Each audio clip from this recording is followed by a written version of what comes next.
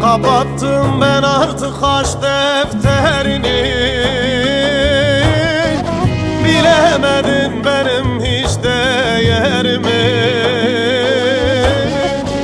Vefasız çok yaktın sen ciğerimi. Kaderi suçlama, kabahat senin. Hiçbir şey demeden çekip gitmişti. Kor ateşi içine beni itmişti. Oysa ben ömrümü feda etmiştim. Kaderi suçlama, kabahat senin. Hiçbir şey demeden çekip gitmişti. Kor ateşi içine beni itmişti. Oysa ben ömrümü feda etmiştim. Kader suçlama, kabahat senin.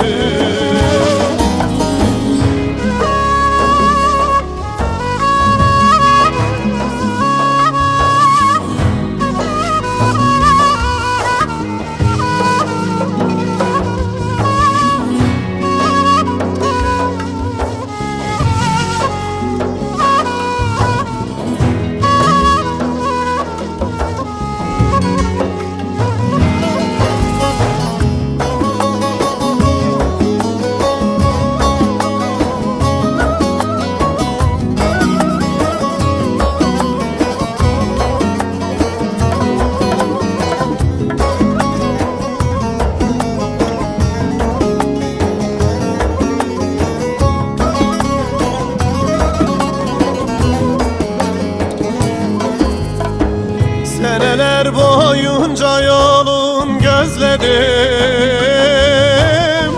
Senden başkasını asla sevmedim. Gelmezsen yarın çok geç olur dedim. Kaderi suçlama, kabahat senin. Hiçbir şey demeden çekip gitmişti.